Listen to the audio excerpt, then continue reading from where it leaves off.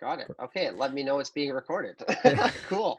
Stephen Joseph Paolasini is an immigration consultant and the Senior National Vice President of Canada Immigration and Visa Services. He's the co-founder of HustleCo, a former co-working space in Calgary, where I once interned. He's also a super hardworking entrepreneur and a friend, and I'm glad to have him back on the podcast. How does it feel to be back, Steve? Oh, it feels like I never left Eugene. It's great. We always have these discussions, whether it's over Instagram, that sort of thing. I mean, I'm really excited to be back on the podcast and in a different environment doing it, from my bedroom in Grimsby of my childhood home. So, and talking about now specifically cryptocurrency and that. So, yeah, it's great to be back on, and I'm looking forward to it. Awesome. So, to get started, when did you first hear about cryptocurrencies and how did you get into it? This is a good story. So You have good buckle up. stories. It was, I first heard about Bitcoin. I could tell you the exact year. It was around, I think it was 20, I want to say 2012, 2013. I was actually in Montreal, okay? Because of course I had studied at McGill University. And during that phase of my university time, that's when I kind of became, a self-proclaimed libertarian. I liked socially liberal, fiscal conservative policies. I saw the wasteful spending of the Quebec government, the big blue machine. So I was, you know, anyways, I was living in, because I had gotten kicked out of I lived in a studio apartment. I was fostering two 75-pound pit bull mastiff crosses, and they were brothers. They couldn't be separated. It was not a dog friendly apartment. And then I had, 2 weeks to get out. I left and I moved into, I would say, like a nice big loft with some party animals, just because that's the only place I could find in such a short period of time. But with some pretty interesting people. And one of the roommates there, Justin, had actually introduced me to Bitcoin. And he had showed me when it was back in that time, the Silk Road was actually active and up and running. And that was basically a website where you could buy any kind of drug you wanted. And he was showing me all this stuff. And I remember he had said, Steve, Bitcoin's gone down to $75 a coin. Would you like to buy some? And at that point in time, $250 or $300 was much better spent on beer. I was actually intending on buying about 5 Bitcoin, but it was tough. Everybody who's been into crypto has one of those stories where like they missed out on like a great opportunity. Um, Looking back, I probably would have sold when it went up to like $200. Oh yeah, okay, I doubled my money, right? But that's when I first heard about it, and he had showed me the Silk Road and the things that you could buy on that website. But it was complicated, the sending money and how you could convert your fiat currency. There wasn't like Bitcoin ATMs, Bitcoin exchanges. It was very sketchy, like sending wire transfers.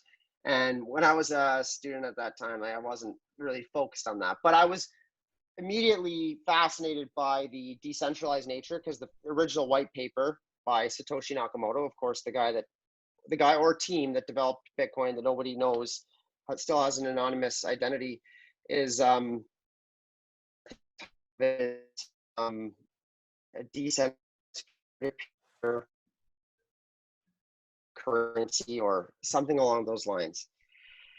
That's what really excited me about it was, hey, this is something to get away from the central banks, because when you get into libertarianism, you start watching all those, Milton Friedman and all these people talking about the central banks and printing money and inflation and Austrian economics. And that's when I first heard about Bitcoin, in Wow. that loft. What a wild ride. So I guess you would have sold it, so you wouldn't have been wealthy. But how did you start to really buy it and hold it seriously, or is that what you do? Um, I would say that it took me a while, because then I came to Calgary and I participated in some libertarian group meetups. And I remember one time we were talking about Bitcoin, and this was now like in 2015 or 2016. I think the price of Bitcoin might have been, $600 at the time, around there, or 400. Uh, And I remember a guy giving me the equivalent amount in Bitcoin because I bought him a beer at the meetup. I got that to one of my wallets. I lost that wallet password and key and everything. So I basically lost, which would be, if it's now $40,000 a coin and it was 400 at the time, that maybe $500 worth of beer now. So it was a $5 beer at the time. That's gone forever. Like, I know I could never get that, but that was one of my first experiences. And then I started getting into it actually in 2017. There was a big rush. That's when the first big, Yeah. And then we had Hustle Co, of course, and we did some Bitcoin meetups out of Hustle Co. We gave people a platform to talk about crypto, just because I had known the benefits of it and wanted to see it, and at that point had started buying some, but again was so busy with the business that we never really invested a ton in crypto at that time. But I had done my research and known about mining and things like that. Then it wasn't until really, I'd say, midway or at the beginning of this pandemic, around June 2020, when I started to see, well, now that's not really midway through the pandemic, but when I'd seen all the money printing that was happening, I said, well, this is a strong case for cryptocurrency. And I knew things were going to kind of go big. And I really started heavily investing, I think, in October, November, December. And then there was like that big bull run. Lucky you. Wow. Wow, wow, wow. Yeah. Okay, so you first used it to buy some beer from someone, and then Yeah. you lost Well, he that. just showed me how easy it is to send money to somebody, right? He said, look, I'll buy you a beer, and or I bought him a beer, then he sent me the equivalent in Bitcoin, $5 worth of Bitcoin, which when it was $400 a coin, that's now multiplied by 100, right? Yeah, So $500. $5, yeah, $500. It's lost, gone forever. And in a couple of years, it's going to be $5,000 worth of Bitcoin. Okay, Also and reminds me, sorry. yeah, no. I was also reminds you. I was going to say of a guy who, during that crypto bull run when Bitcoin was around $12,000 a coin, had paid $250 for a Hustle membership in Bitcoin. Now that Bitcoin has been traded into other things since then, but just looking at that's now would be worth over, 1,000 or 1,500 bucks. So that was back during that bull run, and it had gone down. Then after that, we said, oh yeah, now it's worth 120 bucks, but it's all the yes, many different. So the way that you used it first was as a way to trade with people, and now you're using it as a way to protect yourself from inflation. That's one of the ways for Bitcoin. Yeah, I don't actually hold a lot of Bitcoin. I do a recurring weekly purchase on Ethereum. I'm bullish on Ethereum. I do like Bitcoin. I think Bitcoin is kind of like the digital gold. I've heard it referenced as the digital gold. And Ethereum kind of like the digital oil. It's like the energy which fuels the world. It's the energy which fuels the the cryptosphere. Bitcoin is more like gold in the sense that it's not super efficient for running decentralized applications on it, or it even can't do that. It's just more of a store of value than anything, kind of like gold.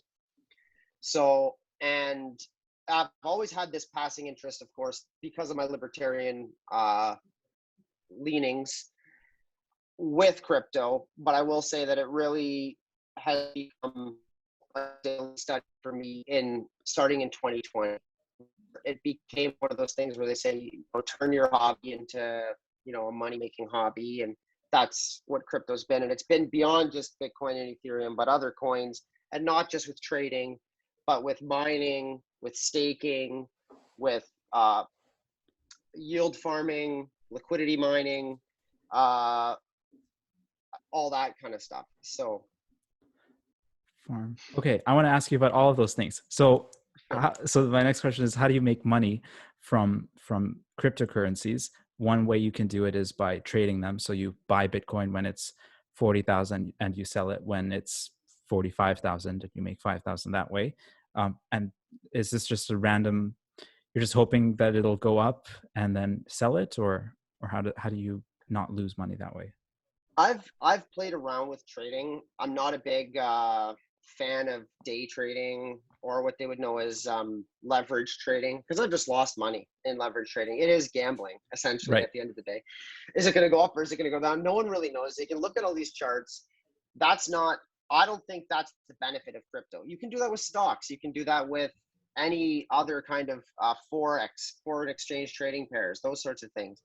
I'm I don't see that as like the big value of crypto. So I did try setting up an algorithmic trading bot, like an AI trading bot that would sell at certain signals and things like that. You can pay a subscription for these services. But I found that it would make the same amount of money if I just bought and held the cryptos, because they were all going up in the bull run anyways. Mm-hmm. And so, and again, it doesn't really leverage the power of crypto to be day trading for me anyways. I'm more of a swing trader. Like if you see a crypto go down, if it got I didn't invest in Ripple when they had that Security Exchange Commission lawsuit threatened on them, but their crypto did crash like 85%.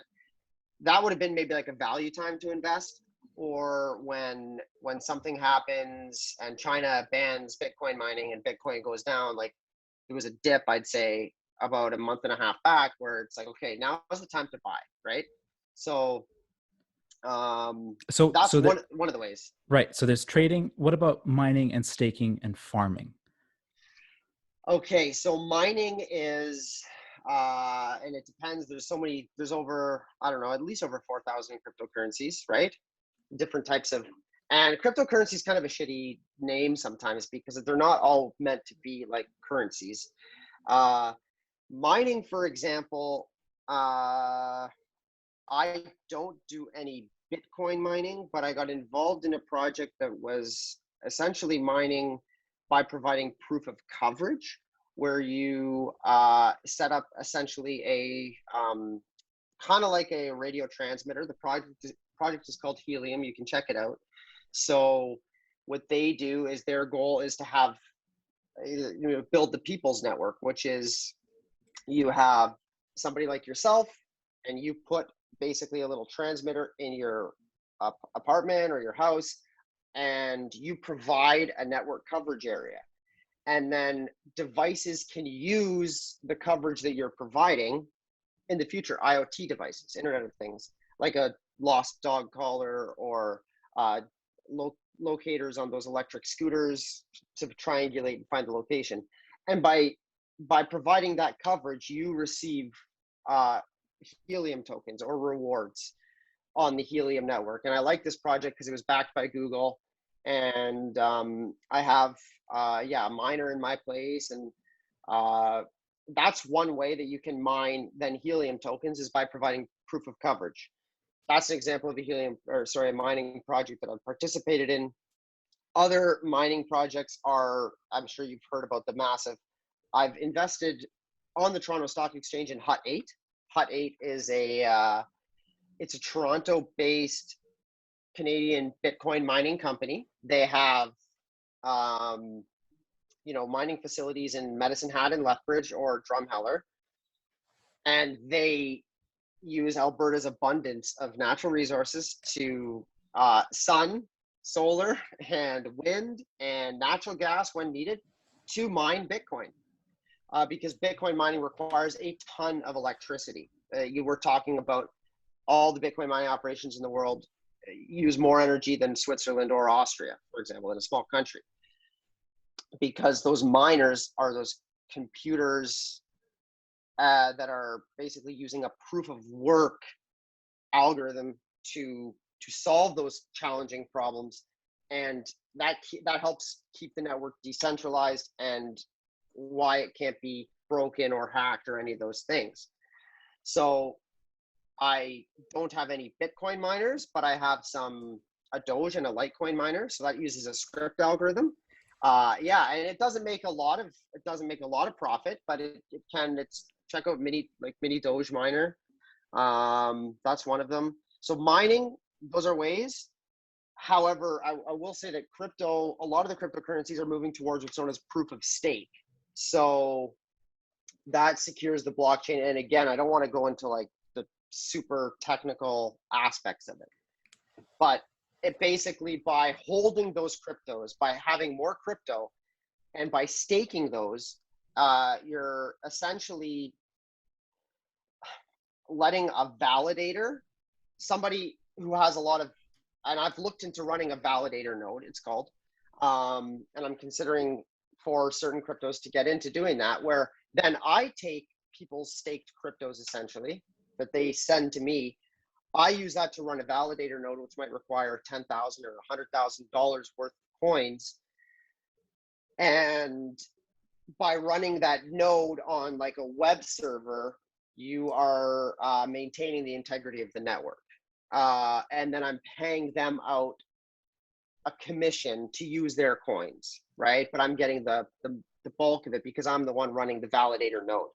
So that's proof of stake generally, versus proof of work is the computers are processing GPUs, processors, ASIC miners, which are specifically designed to run at 80 decibels, very loud, running massive fans, and they're just running the same algorithm every single day So to mine these coins. Sorry. right. So you have proof of coverage, which basically you get tokens, helium tokens, which is a form of currency, so that you can connect to objects or help provide coverage for objects.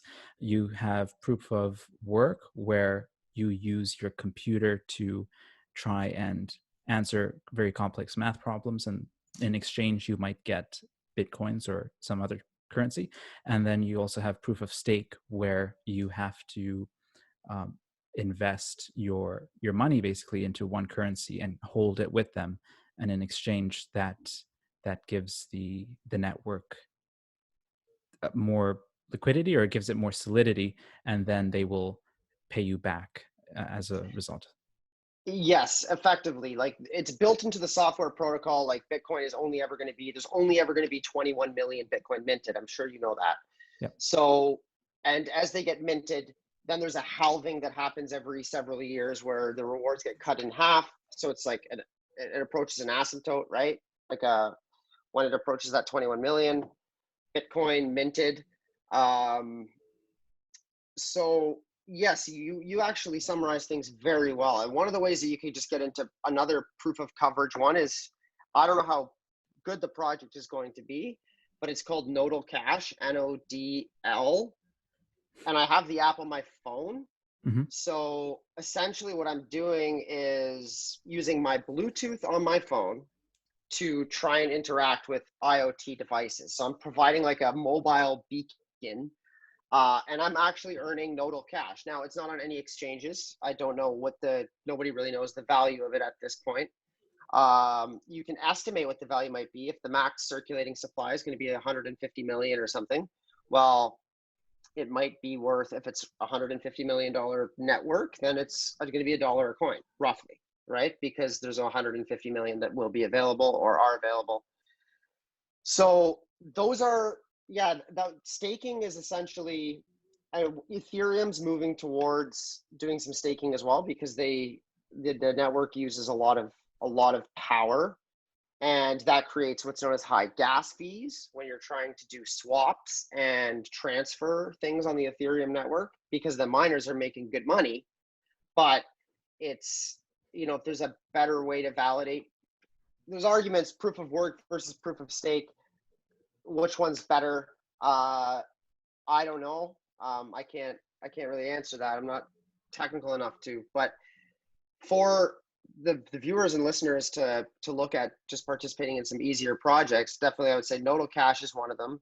If you can order a helium miner, because they're all pretty much backdated and sold out till next year, get yourself a helium miner, especially if you have a good view of the city. You can set up an antenna and get a good network coverage area. Some of the simplest ways and most secure ways, Eugene, you could stake a coin called Algorand. So Algorand is Algo, ALGO. You can download the Algorand wallet, and just by storing the coins in that wallet, you earn roughly 5 to 6% per year on that. So automatically, that's a very conservative approach. You're just keeping it in a wallet. other staking projects can get you, 12 to 14%, like Polygon or Matic, it's called.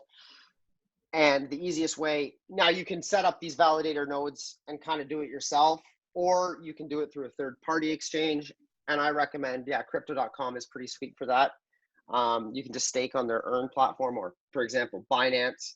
But I would be worried about Binance with the Chinese influence and the fact that they're shutting down in Ontario at the end of this year because the Ontario Securities Commission passed some tough laws. But those are Gotcha. ways. So staking is another way. Then there's liquidity mining and yield farming, which is essentially. Could you Sorry. explain what farming is? The yield farming? Yeah. So just in a simple way, and this is why I love it, because you can imagine. So look at, in the current context, when you go and you need to get American dollars, you have to go to the bank, and the bank has American dollars and they have Canadian dollars, and they accept your Canadian dollars, and then they give you the equivalent in American dollars, and they take a fee. So that's essentially liquidity mining, or sometimes it's called yield farming. What happens is there's decentralized exchanges. So let's say you have Ethereum and you want to convert it to Bitcoin. You can do that through a Canadian centralized exchange like Newton or ShakePay or Coinberry, that are all money services businesses. And if you leave your crypto there, they own the keys to your crypto. So they're holding on to it. You're trusting them like you trust a bank. But if you were to then take that crypto off and have it in your own wallet, where you have a 13 or 26 phrase recovery key, that if you lose, you lost your crypto forever, like I lost my $5 Bitcoin beer. It's gone forever. So how the liquidity mining would work is, let's say you have your Ethereum and you have your Bitcoin, you can participate in certain pools, decentralized pools that are basically in like software protocol, smart contracts, that you would basically lend 5 Ethereum, let's say, and the equivalent like 0.5 Bitcoin to the pool. 50-50 proportions. You'd say, okay, I'm going to lend my Ethereum and my Bitcoin. And then somebody like me has only Ethereum and I want to get Bitcoin. So I could trade, give my Ethereum to that pool that you're participating in, and then take the Bitcoin from that pool. So basically functioning as a DEX, a decentralized exchange. And it depends on people like you who have crypto to loan it and lend it to these pools. And you're not the only one that would just put in your Ethereum and your Bitcoin. You would be, 0.001% of the entire pool. So it kind of keeps the level of Ethereum and Bitcoin similar.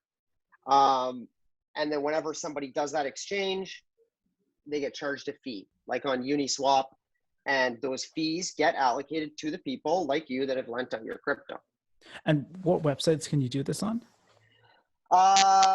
So to do it fully decentralized, it would be something like Uniswap is one.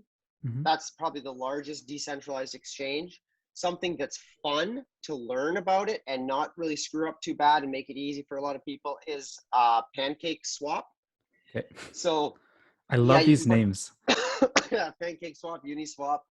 There's also people talk about Curve or Synthetics or 1inch. Basically, this whole realm we're talking about is known as DeFi, decentralized finance. And I love it because you can actually take your amount of crypto that you have and lock that into a smart contract and get a 50% collateralized loan against your crypto. Now, if your crypto drops below that amount, it's going to automatically liquidate and make sure that the person that lent you US dollar tether gets the equivalent amount that they lent. But you can now lend against your crypto holdings, right? And it's locked into it. Now, smart contracts are kind of scary because if there's one bug, error in the code, things can get, you can't tweak a smart contract. It's not like, hey, I said I would only lock up the money for 90 days. Can I have it out at 80? If it's locked for 90, like you're locked for 90, unless they have an early cancellation clause that they put into the software protocol. But basically these things are immutable, right?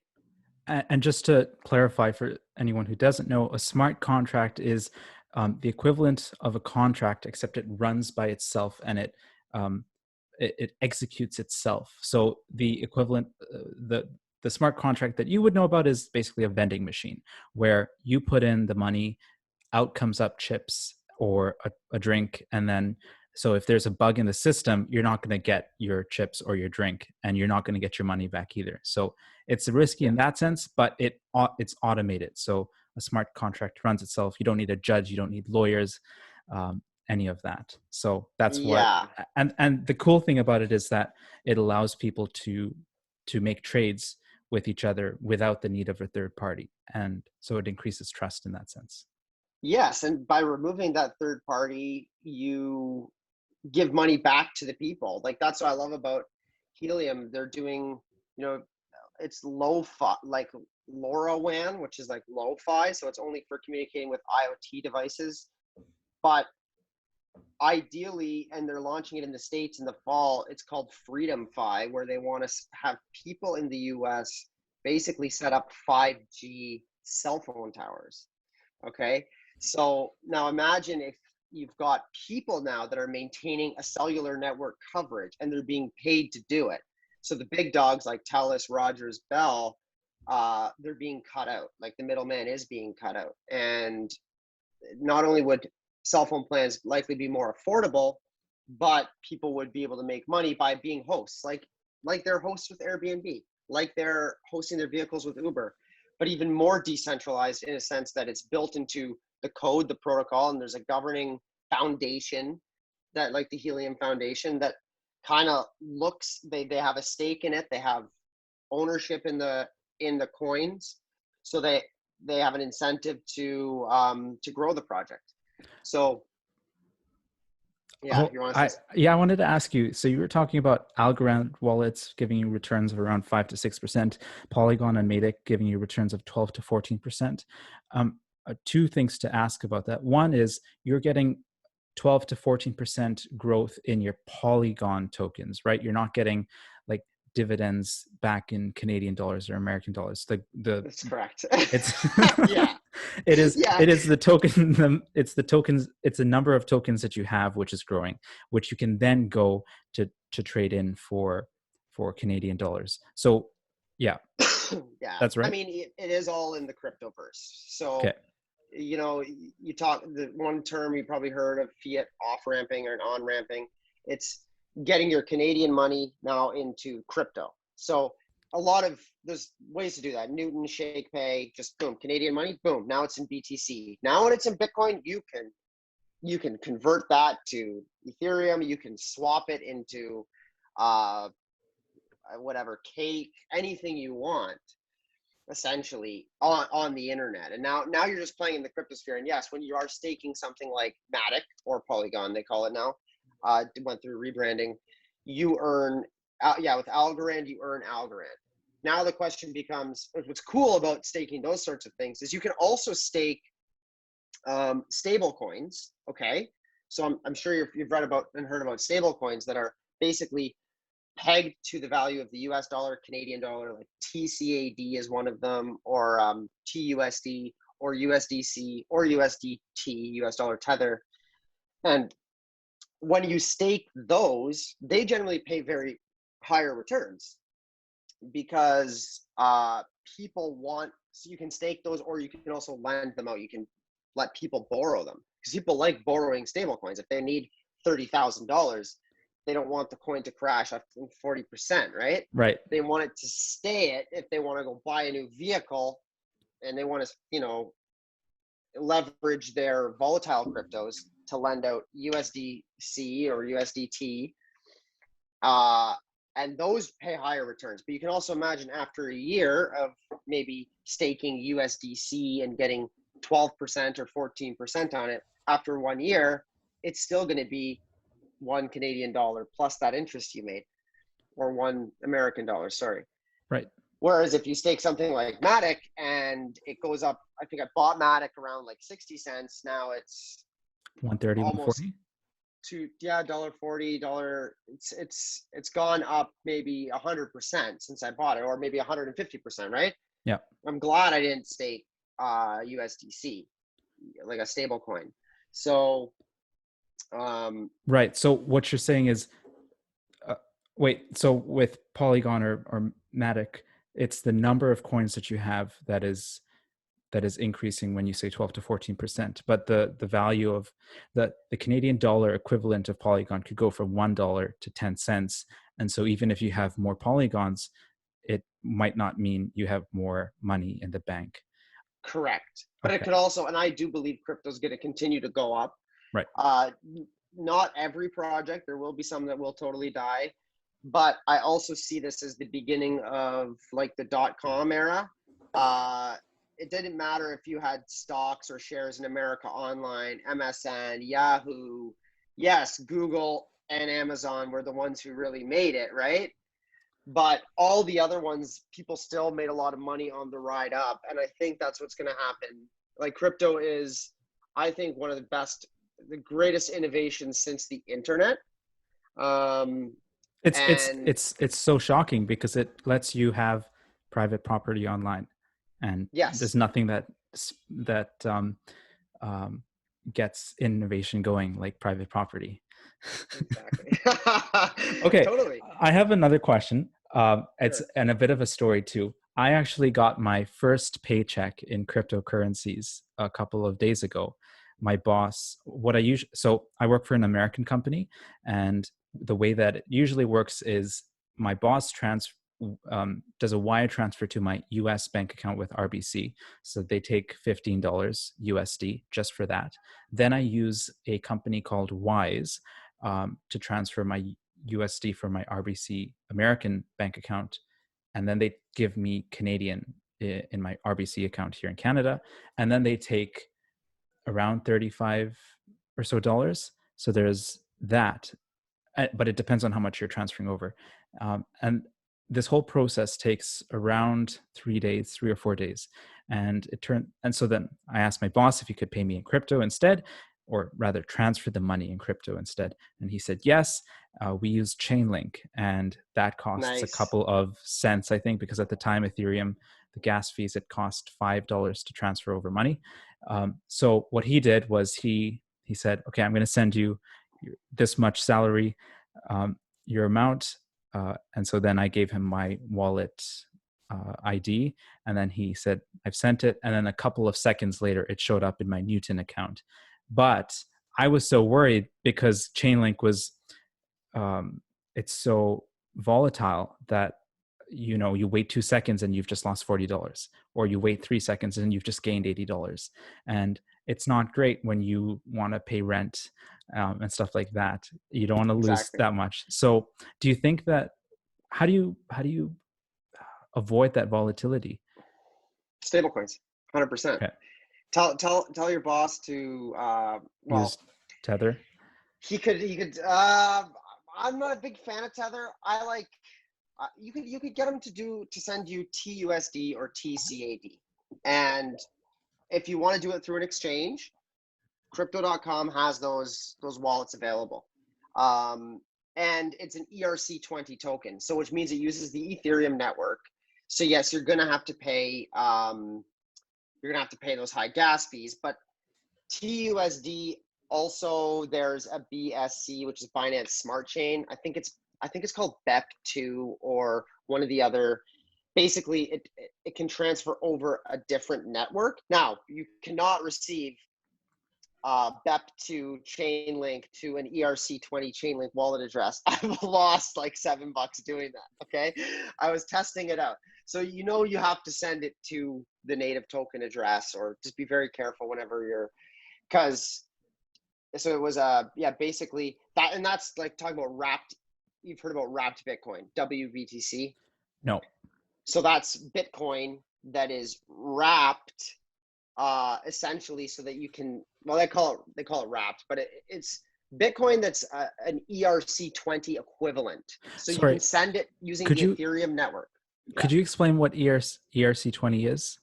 for sure. That's basically any token that's transferred over the Ethereum network. So that's why I say Ethereum's kind of like oil or energy, and Bitcoin's kind of like gold. Like Bitcoin, you transfer BTC over the BTC network. And sometimes the BTC network can take 60 minutes to receive a transfer.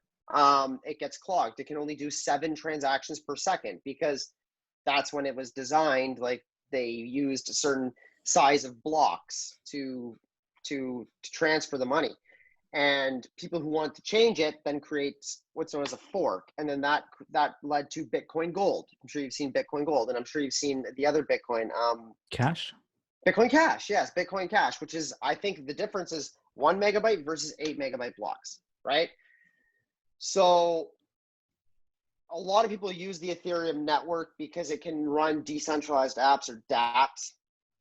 And they said, okay, so now instead of having to send something over the Bitcoin network, you can now use Bitcoin by matching it 1-to-1. So you take a BTC and then you convert it to a WBTC, a wrapped BTC. I don't know how the protocol works, but that's basically what it does.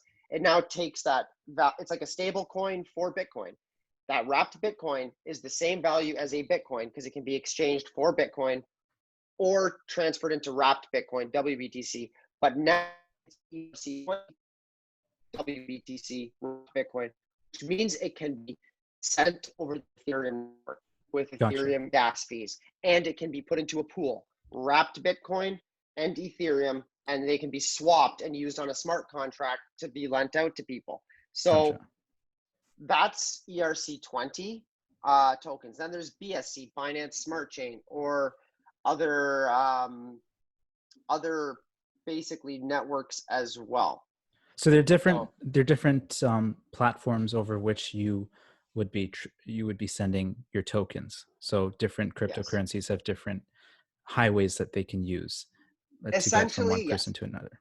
Gotcha. Totally. Okay. And Algorand is great because Algorand, the way they design it, it's proof of stake. So they said, hey, why people should be able to stake directly from their wallets, like when they designed the protocol, and they said it's got to handle twice as many transactions per second as Visa. And it can. The network can handle something like 37 million transactions a second, or maybe 37,000 transactions a second. I don't know the exact number, but It's a lot. yeah, not 37 million, but it can handle a lot.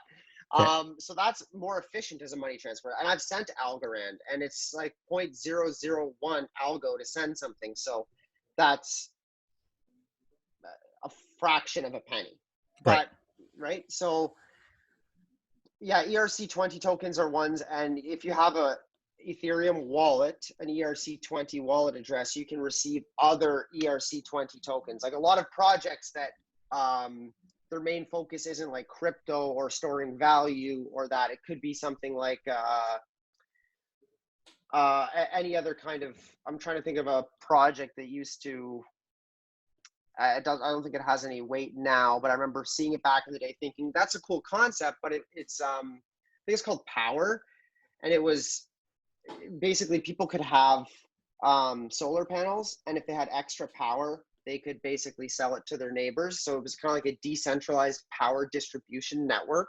Yeah. And if they had a governance token or something like that, could run on maybe it could be ERC20 protocol. Okay. So one question I have is the relationship between tokens and these little projects that go on, because my understanding of cryptocurrencies is that they are cryptocurrencies. You use them to trade with other people, and the value, or not the value, the price of the cryptocurrency, how much it costs in Canadian dollars, depends solely on the supply and the demand for the currencies in the market. But then you have these things like you were just mentioning to me, where people could be sharing solar energy with each other, and that's connected to a token somehow. Or what there was the other thing you were talking about with the Internet of Things, which tracks different things, and you get paid for setting up a little antenna in your apartment. So what's the connection between a currency or a token and these projects? That's a good question. I think that can vary depending on the project. So, for example, Bitcoin is, we know it as the store of value. Miners run massive supercomputers to mint more Bitcoin. And essentially, that's why they say Bitcoin can't be hacked. But if you owned more than 51% of the Bitcoin, you could change the network, because it almost works like voting. I probably don't know enough to comment fully on this, but I would say things like look into DAO, decentralized autonomous organizations. That's what coins can allow. So certain projects, you can vote on how they are, like vote on changing interest rates, right? If you had 1% of the coins and it's a governance token, you can then vote on how they will change, or vote on certain marketing proposals, or on whether or not to allow. Let's say you have something against realtors and you say we don't want our coins being used by realtors. You could, for example, maybe bake that in somehow and vote against that or vote for that. Okay, so each of these tokens are used by decentralized DAOs, autonomous organizations, which are made up of individual people who come together to pursue one thing, or to try and accomplish something. And so the more tokens you have, if you're in a DAO with a certain type of governance, the more say you get in the choices. But what's the connection between the price of a token and what the organization is doing? That's a good. So essentially, you can really think of a lot of tokens. Check out Coin Market Cap. I like to think of tokens almost like shares in a company. Okay. As long as it's the tokens, actually the tokenomics, they call them, where you can see that, for example, with I think the Helium project, like 10 or 20 or 30% of the initial tokens minted went to the initial founders, VCs, Google, right? Mm-hmm. So you can see that distribution, and that's all public on the blockchain. So you see some of these shit coins come out that are all on Binance Smart Chain, because it's easy for them to create these tokens. And like there's so many. There's one called the Chad. There's one all these pornographic memes and things like that. Yeah.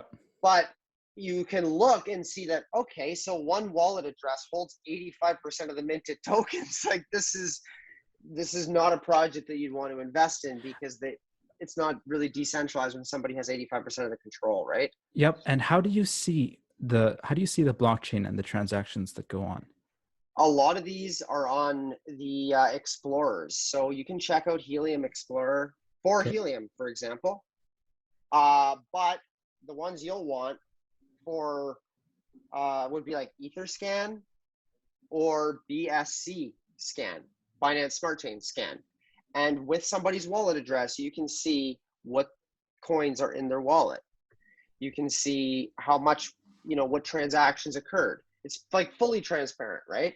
Right. You don't know who owns that wallet unless they tell you that's their public address. But these are where you can see, you can break it down into like distribution. And, so like I read an article that 31 people own the majority of Dogecoin, 31 individual addresses, which is kind of scary, right? When people have so much power over that kind of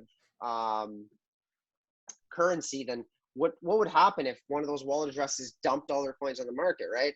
Or they colluded together. So one thing I've noticed with Michaela Peterson's podcast is she has a Bitcoin address there. So in theory, what I could do is I could look up all of the money that has gone to her wallet address and then find out how much she has received from other people. Yes. That's what you're saying. Wow. Okay. So if you want to protect your privacy and you don't want people to know how much money you've received, you would guard your wallet address carefully. You would, or you could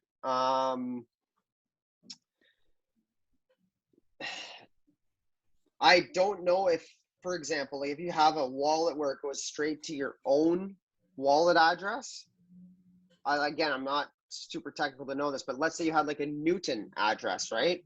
Like, does that go to an individual address that you own with Newton, or does it go to just Newton's generic address and then they allocate it as a third party? So maybe you should look up what your take your Newton public address, check it out on like Etherscan.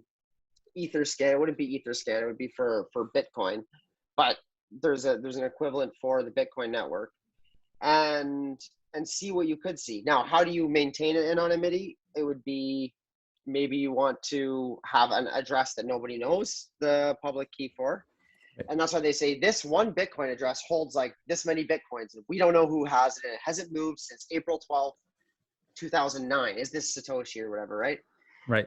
Then there's also privacy coins. I'm sure you've heard about privacy coins, Monero, Zcash.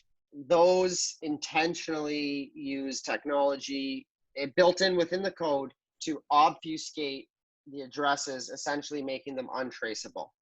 Okay. So there's a lot of exchanges that wanted to kick those off because anti-money laundering, like if you're sending money with Monero and you do it all with your own Monero address, and it basically, I don't know how it works, but it obfuscates the sending and receiving addresses using a ring signature type technology. It's a privacy coin. So right. it's good for privacy. They say virtually untraceable. So that's one way to do it as well. Okay. For my next question, I wanted to ask you about blockchain and cryptocurrency vulnerabilities. You mentioned the 51% issue, and that's a possibility that, but I don't. Well, so I feel like that's very unlikely, or that would be a issue that no one could really stop. You would probably require China to do something like that. But from an individual perspective, what are the vulnerabilities that come with cryptocurrencies and blockchains? So an example that I would think of is someone releases your private home address, and then you get a whole bunch of like really tough looking Russian guys at your front doorstep. They say, give us your wallet and your key or we'll kill you. That's a vulnerability. So how do you, what vulnerabilities are there to cryptocurrencies from an individual level? Yeah, I think that's probably I would say would be what I would think is one of the biggest vulnerabilities, is that, hear me out for a second. We've gone from a society that, you used to store cash under your mattress and hold on to your gold and hold on to your valuables, to now this bubble wrapped society where everything's insured, right? And if your credit card gets stolen, it doesn't matter because you have all that identity theft protection and everything. Crypto is the most cash-like digital asset to exist, right? So yes, if you lose the keys to your wallet, you're done. It's like losing cash. If somebody comes and puts a gun to your head and says, give me your crypto, you can't go and say, well, yeah, I'll give you my crypto and then I'll go to the bank and complain about it and get my money back because I was robbed, or go to my insurance company. It doesn't work that way. So I think that's probably the biggest vulnerability, is that people are so used to living in this bubble wrap society where, and that's why I'd be scared to tell people, like, you're probably less risky keeping it on an exchange like Newton. Like Newton could go down, rather than storing those 13 keywords because you might lose them. Like there's no such thing as a password reset or recovery. You just can't do it. So I think that's a big vulnerability. I think another big vulnerability is that, yeah, governments and people in power and in control are very scared of it. I love it because it has the power to really democratize a lot of things and make things fair for people and eliminate, right? So yeah, but so have you read The Sovereign Individual before? No, I think you talked about it last time. I probably did. I still haven't read through it completely, but one of the points that they made was that individual violence, your capacity for violence at the individual level will become much more important. See, the thing with banking and banks and stuff is that it's backed up, and our legal system is backed up with the monopoly of violence that the state has. And my issue with Austrian economics and things like that is that they all assume that there isn't any coercion. With Hmm. Bitcoin, there isn't, but that's the issue. It's that you can, it's not like, what do you do when there are four Russian guys at your door who are asking you for your wallet? You're just going to have to be able to fight them off, or you're going to have to rely on the state's monopoly over violence to help you out.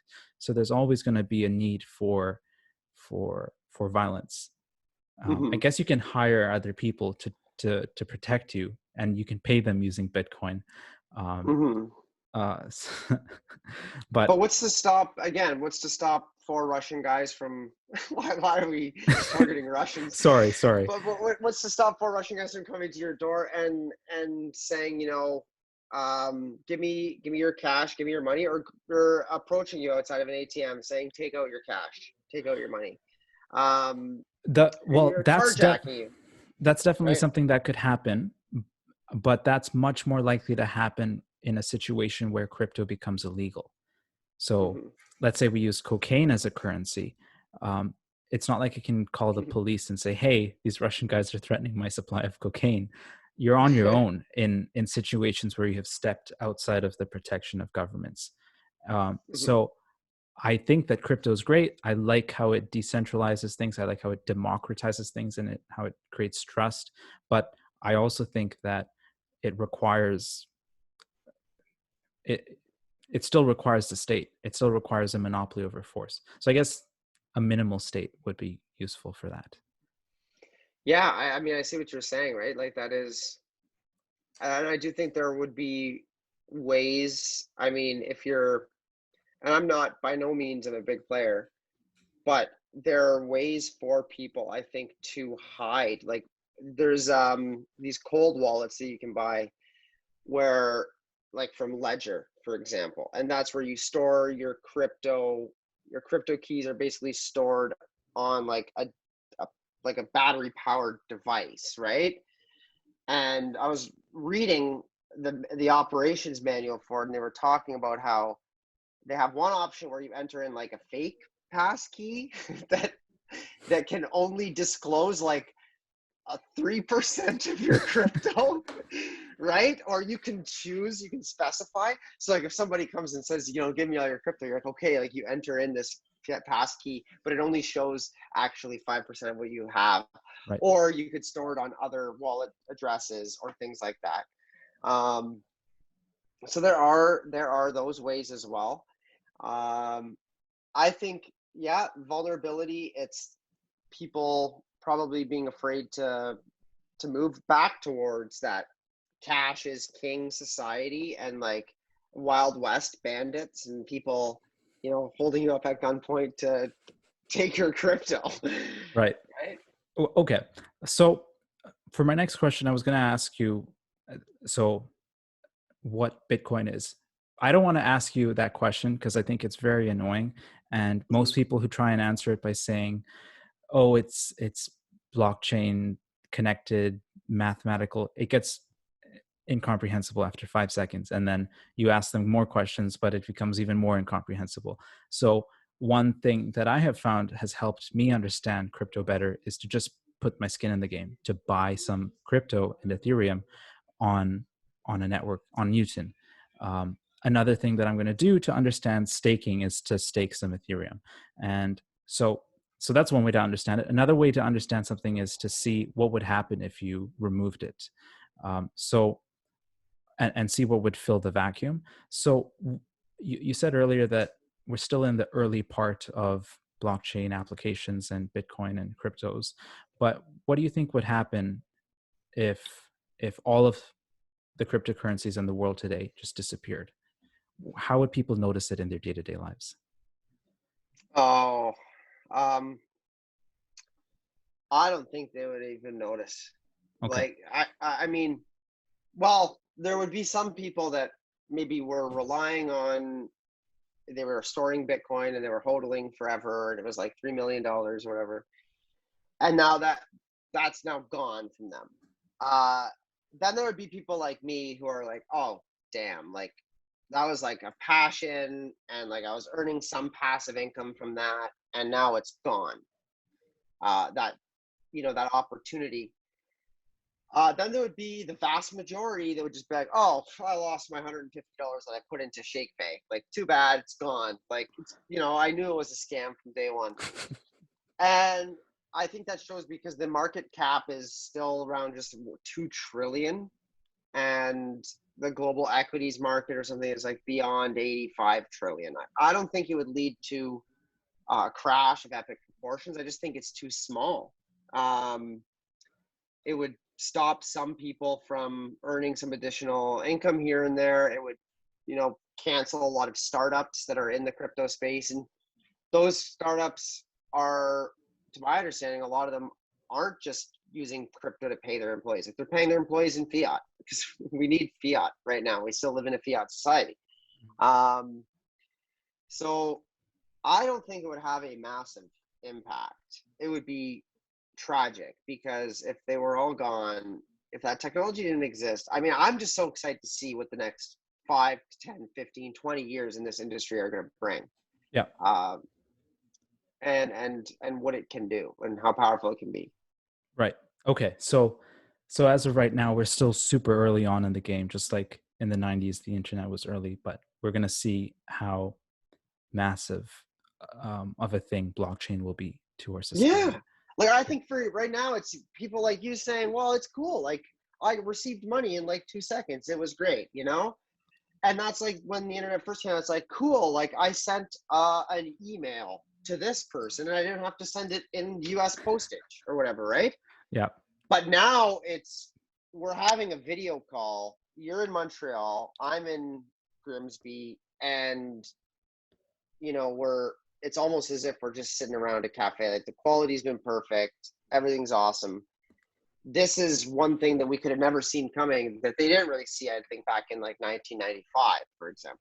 So I'm excited to see what, rather than just sending money quickly and efficiently, what it's going to bring, like allowing people to be their own banks, allowing people to get really risky subprime mortgages through lenders who are looking to make 25%, like crazy yields, but Right. are willing to risk, like being their own bank.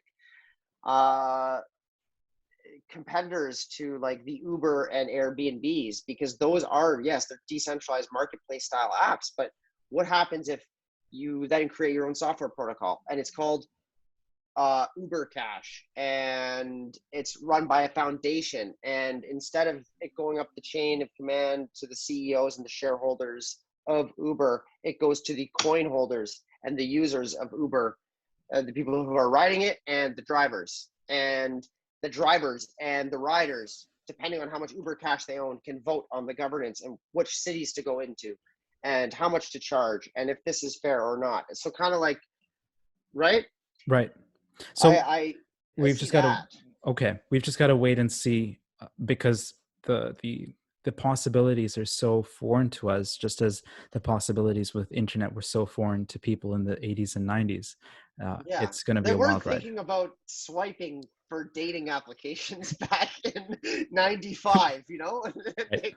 I guarantee you they were not on that plane yet. They just thought this is a cool way to send like a message, Right. email, or right. They didn't anticipate that. Now, because of the internet, we have blockchain. But I mean, right? Yeah. I don't think it would have. I don't want to make extraordinary claims, but I just don't think it would work. No, it would definitely wouldn't be able to work without the internet. Yeah. Because you rely on the internet to sync with the blockchain and be able to access it from anywhere and do mining operations and staking. Like, you need the internet for it, which you needed electricity for the internet. So all these technological innovations, right? So yeah. Okay. So what's the bigger picture that crypto is a small part of? I guess you kind of answered that a bit. I think for me it is, and I don't know if this makes sense to you. I get that question. I kind of don't fully understand it, but is it that I think it's Wait, let me try answering it first then. okay. For me, what I see crypto as a part of is a small part in um, this greater movement of democratization and of revolution where people have more power individually, uh, and old institutions are dying away because the landscape has changed so quickly that they can't keep up, and they don't have a monopoly over information. So for example, podcasting and Twitter combined has basically killed journalism, because you don't really need to have someone say what the bank governor has said or what Justin Trudeau has said. You can just go listen to Justin Trudeau. Um, the journalism, their big monopoly was over distribution, and that's what made them valuable. It wasn't the fact that they were trying to be objective and stuff like that, although that was important. So um, it's it's a loss of distribution from old institutions. And other than that, so podcasting is a part of that, the internet is a part of that, um, the ability to connect with other people. And these things have good implications and bad implications. Like cancel culture is something that is native to the internet, just like mobbing is native to small villages. It's just something that'll pop up whenever you have it. But I think that crypto is also something that'll let you become uncancelable, and so would anonymity and pseudonymity. So Mhm. that's what I see crypto being a smaller part of, decentralization and democratization of power and knowledge. Yeah, I immediately I go towards that word, democratization. Uh, that is what I think about when I think about what is truly the like from a very high atmospheric level. What is this going to do, and what's it going to allow? And yes, it's basically the fragmentation of these monopolies, the destruction of monopolies, the destruction of the gatekeepers and the trusted third parties and the Facebook fact checkers, right? That is one of the Right. like all these little things that's going to become part of. And for example, in Canada, you have a credit score by two companies, TransUnion or Equifax, right? But I see it as, there could be a credit score that's on the blockchain, that's with some popular application. Or I've talked to my buddies about potentially, uh, from an immigration perspective, like imagine if citizenship was to a country or to a group was kind of like you weren't Canadian because you're born in Canada, but because you're part of the you own Canada coin and Right. you choose to be a citizen of that network. So yeah, part of the biggest thing is, yeah, the how you mentioned podcasting has kind of destroyed journalism.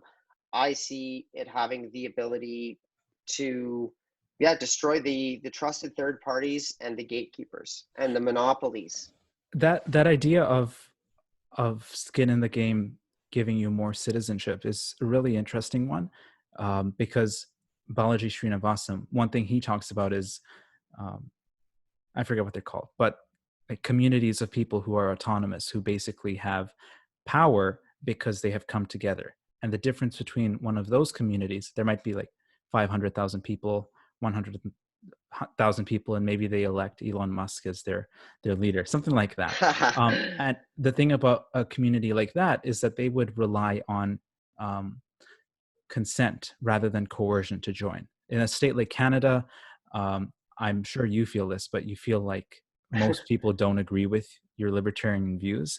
And Correct. so it always feels like you are being forced to go along with them.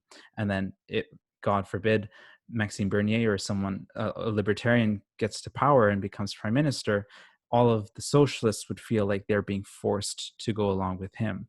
And so you always have this situation of 51% democracy, where one Hmm. person's coercing another. But if you have decentralized organizations where you truly have to consent to the social contract to get in, then you have a situation where it's completely consensual, and everyone is happy to have you. You're happy to have to be with everyone there, and it just it would be so much better. And so these decentralized organizations would form over the internet, and then they could go to like the government of Brazil and say, hey, we would like, I don't know, 5,000 square kilometers will give you, I don't know, 10,000 bitcoins per year in perpetuity until we move somewhere else that's cheaper. And so you'd start to have these voting blocks of countries. And so you already see this with companies like Amazon being flattered by different cities for getting tax benefits, but we haven't seen organic citizens doing this just for their own sakes. Yeah, and this discussion that I've had with my brother as well is it would all kind of could function like a big group insurance plan,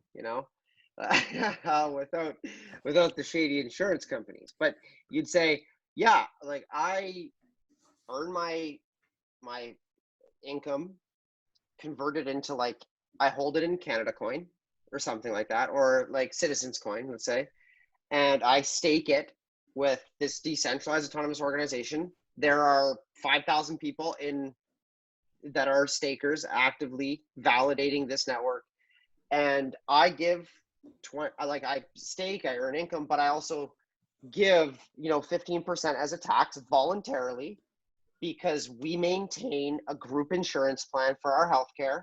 We maintain our own employment insurance coverage.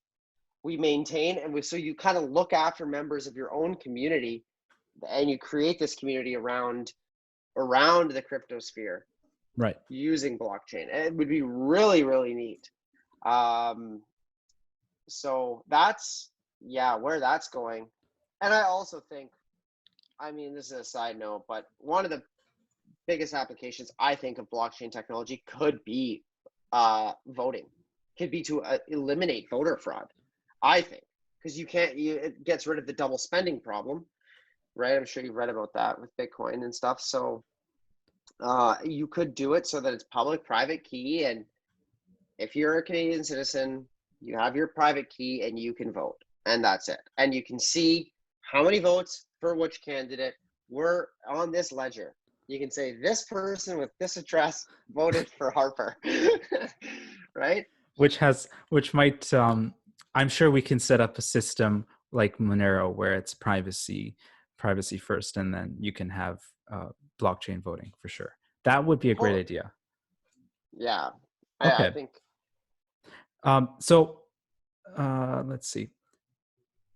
What is it all right if we keep going? Yeah, no, this is totally fine. Okay. Yeah. So I have three more questions. I One have is until 6 p.m. So okay. We'll wrap up before then for sure.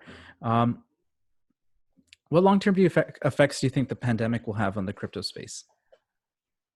I think the biggest effect of the pandemic has been just unprecedented money printing. So let's look at what happened with the pandemic. Governments printed a lot of money. Number one, they gave a lot of loans and money to small businesses. I think 25% of American dollars in circulation were added in 2020, something along those lines. So basically, they've actually inflated the money supply about 25%, or the circulating money supply. I think it's very similar for Canada when you look at the response benefit and CERB and CEBA loans and everything. So inflation has hit home. It has hit here. So what effects does that have? Whenever something inflates, something that is a fixed asset is naturally going to increase, and you're going to need more Canadian cash, inflated cash to buy it.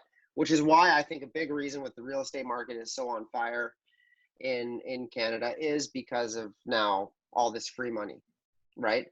Because housing and apartments and things like that, there's a finite source of them. So because there's that finality, and it's the same thing with crypto, and that's why we've kind of seen a little bit of a balloon with crypto. I also think that the attitudes which have with the pandemic, where many people can work from home, you can do things remotely, digitally, that's made people more favorable towards getting paid in cryptocurrency. Like there's a website, Ethlance, they can pay you in Ethereum to do freelance work. That's another way possibly to earn crypto. but I think that people are more open to the idea of work from anywhere and live where you want to live rather than where you need to live. I think back in the day, people, they would live in crazy places because that's where their work was. But a large section of our population can work remotely. Not everybody, not dentists, not electricians at this point, but those who can work remotely are going to choose to live somewhere cheap that's affordable and live somewhere that's beautiful and has nice weather and has activities around. So I think that's now also creating some impacts on in terms of how people are going to accept payment for their services, right? If they're working for a company in the US, uh, I mean, America doesn't have e-transfers.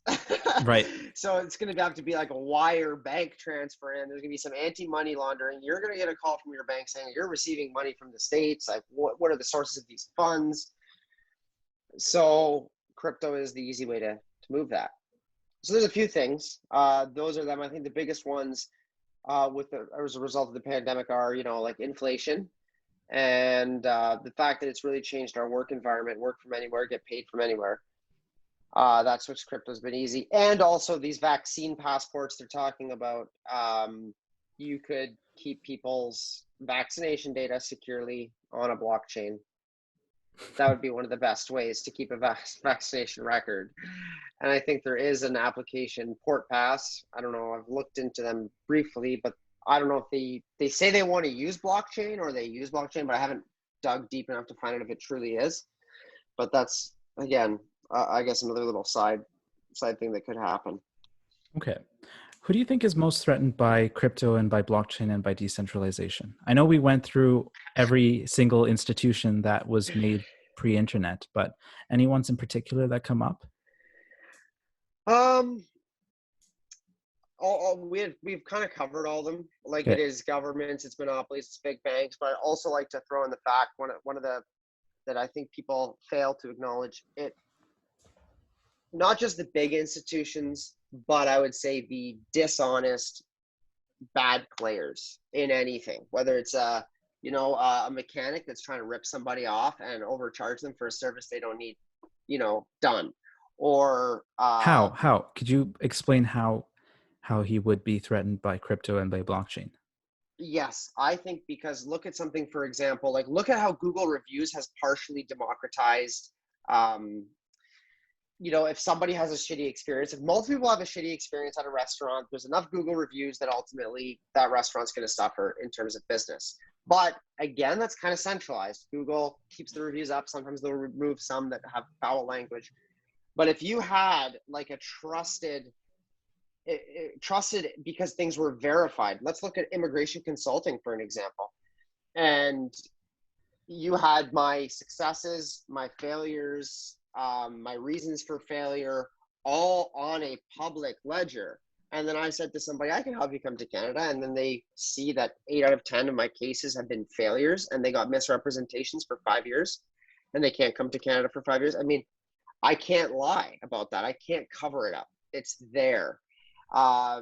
So that's what I'm really excited about because people who are dishonest and make money off misinformation or lying to somebody or overselling them on something that they don't need, uh, things that remove that trusted third party or that monopoly kind of stop that from happening. Right. Okay. Um, let's be bold. What predictions do you have for the future in the space? Is there one specific, I'm sure that we'll have a citizen coin that will start, like the Canadian government will start minting. And so, the more citizen coins you have, the less taxes you have to pay, or the more quickly your letters to your MP will be answered. Do you have any specific hopes for what you would like to see? You got to be bold here, eh? Um, that's a tough one. What I'd like to see or what I think will happen. I'm actually rethinking whether that's an important question or not, because I already asked you like what what do you think will happen in the next 10, 15 years? Let me ask you this. What institutions do you think will withstand the crypto revolution and the decentralized revolution? Do any come to mind? What will withstand it? Part of me feels that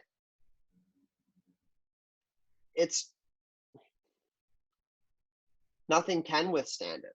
I know it sounds kind of crazy. There are currencies that will do better than others. There are currencies, networks that people will use. They'll use Ethereum. One of Ethereum's competitors is like Cardano. One could argue Algorand's a competitor as well. But what institutions will survive? Part of it is kind of all about breaking down those institutions. Like there's no, people say, oh, the government of Canada is going to create a Canada coin. And I'm like, so what? They're going to be able to print more and like choose their own protocol and own more than 51%? Like that's not democratized. Right. So I just don't think that well, yeah, they could use it as digital currency to send it easier, I guess. But there's this funny meme of, it says, hey, I found like, guys, the most incredible crypto coin. There are over 1 trillion in circulation. It inflates at 25% per year. It's controlled. One address owns more than 50% of the coins. It can be this. It's just kidding. It's the US dollar, right? All these metrics that would make it a horrible cryptocurrency because it's unlimited supply. So I actually don't think any institutions could. Like, I think Amazon can leverage it. They can leverage crypto payments. They could leverage technology to track where those packages are, like supply chain management and things like that using blockchain technology. But that's a tough one. I don't know what organizations would, but they have to be forward thinking. And they have to be willing to be like, okay, let's say like Tesla. What I like about Elon Musk is he said, didn't he release all his patents and make them publicly available and said, yeah, go for it, GM, go for it, Toyota, try and compete with Tesla. You're free to use this. We know you're not gonna be able to do it like us. I think that's kind of the approach that organizations need to take today, rather than saying, we're gonna try and hold on and say, we're going to be like the Ontario Securities Commission or the Alberta Securities Commission and say, guys, no, you can't invest crypto. Like, you don't know, it's risky for Canadians. We don't know. You could lose your money. Like, don't tell me how to invest my money. Don't tell me you're trying to protect me, because by bringing in those regulations, you're actually making it harder for this innovation to happen. Now that China's banned Bitcoin mining, there's tons of mining rigs that you could bring over from China, put them in Canada, and we could become like a world leader in this technology. So that's what I'd be focused on as a government, right? And just being forward thinking in that aspect. Okay, good. Did you have any last thoughts before we sign off? Just that it's still at that point where I would never recommend anybody to, this is not financial advice, I would tell people, just don't invest anything that you can't afford to lose. Only play with, I guess, house money at this point. And really do your research. Look at, it's very exciting. This space is incredibly exciting. And there's a ton of opportunities. And I would say get knowledgeable on it. If you want, take some continuing education, like a blockchain certificate. There's going to be a lot of companies that are going to require people that know about this space, that know about the software side of it, but also how to market it, how to sell it, how to write about it, how to do podcasts about it. So I think, yeah, and just a little bit, you can invest in some stable projects. Make sure, yeah, do all your research and really get into understanding it. It's quite exciting. Awesome. Yeah. Thank you so much, Steve. Thank you, Eugene. It was great chatting with you.